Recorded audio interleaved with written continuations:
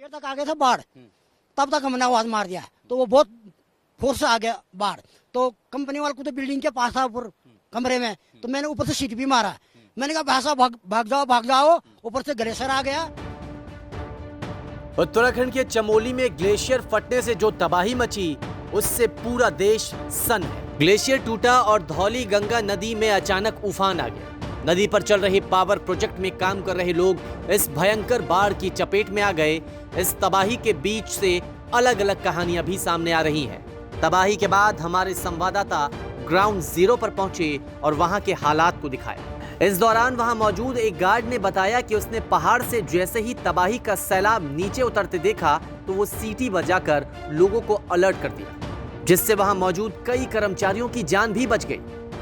के कैमरे पर पहली तस्वीरें हैं रैनी गांव की, उस जगह की जहां एवलांच हिट हुआ था और तबाही का क्या मंजर वो लेकर के आया है, ये इस कैमरे पर देख रहे हैं। ये आज तक पर एक्सक्लूसिव तस्वीरें हैं उस रैनी गांव की। चूंकि यहां पर सड़क कनेक्टिविटी बह गई है, यहां तक पहुंचने के लिए हमें लगभग पूरा एक पहाड़ का रास्ता कच्चे रास्तों से होकर गुजरना पड़ा है। और आपको बताऊं, हमारे पास जो धवल सिंह हैं, ये प्रत्यक्षदर्शी हैं, इसी गांव के रहने वाले। इनके सामने सारी घटनाक्रम हुई, लेकिन एक बार आपको नंदा देवी जो शिखर है वहां उस इलाके की तस्वीर दिखाते हैं। ये सारा ग्लेशियर है, सूरज की तपती रोशनी के चलते कुछ भी देख पाना मुश्किल है। वहां से ग्लेशियर बर्फ का टुकड़ा जैसे ही नीचे आया और वो कुछ ऐसा सैलाब लेकर के आया कि मानो 2013 की वो जो भयावह तस्वीरें थी वो लोगों के जहन में आ गई। यहां अब सब कुछ समतल है, लेकिन आपको बताऊं कि दरअसल यहां पर भी एक हाइड्रो पावर प्रोजेक्ट था, एक पूरी कंपनी थी जिसके सिर्फ अब यहां निशान दिख रहे हैं। पूरी कंक्रीट इमारत थी, यहां पर बिल्डिंग थी, वो सब कुछ क्षतिग्रस्त हो गई है। इतना मलबा है यहाँ कि सब कुछ उसके साथ बह गया।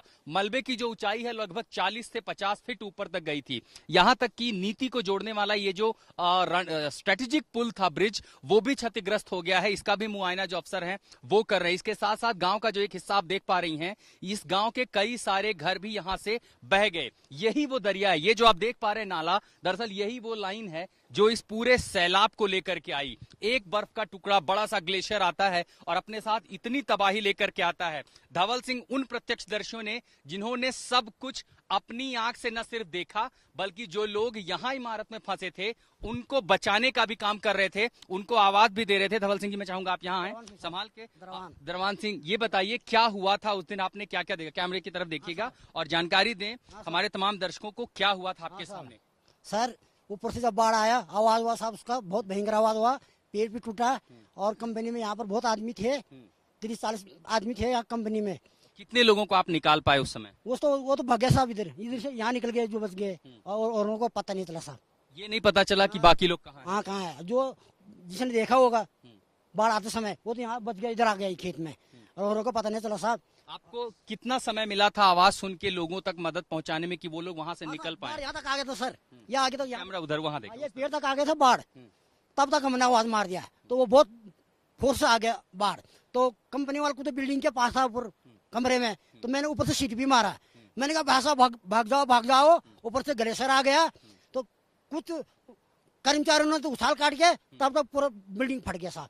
दरबान सिंह ये कह रहे हैं कि दरअसल जो लोग थे उनको उन्होंने आवाज दी थी। पहली बार आज तक का कैमरा उस जगह पहुंचा है जहां एवलांच ने दस्तक दी थी। नंदा देवी शिखर से होते हुए ये जो पूरा इलाका है, बर्फ का टुकड़ा नीचे गिरता है, खाई में आते आते अपने साथ मलबा, पानी और सब कुछ लेकर के आता है। और वो इस कदर लेकर के आता है कि यहाँ लगभग 40 से 50 फीट, ये जो निशान है इनसे अंदाजा लगाया जा सकता है नेहा कि जो पानी का स्तर रहा होगा, मलबे का स्तर रहा होगा, वो कितना ऊंचा होगा। और अगर इतना ज्यादा मलबा होगा, इतना तेज प्रवाह होगा, तो आखिर अपने साथ अगर वो कंक्रीट का एक बना बनाया पुल, जो कि सामरिक दृष्टि से भी महत्वपूर्ण, अगर ऐसा पुल वो तोड़ सकता है, एक पूरी कंपनी जो यहाँ जो इमारत होती है उसे अपने साथ बहा ले जा सकता है, तो इंसान की आखिर बिसात क्या है? जो इसके रास्ते में आएगा वो इसका शिकार हो जाएगा। हम रैनी गांव में लगातार यहाँ से आपको तस्वीरें दिखाएं। चमोली में तबाही के बाद रेस्क्यू ऑपरेशन जारी है।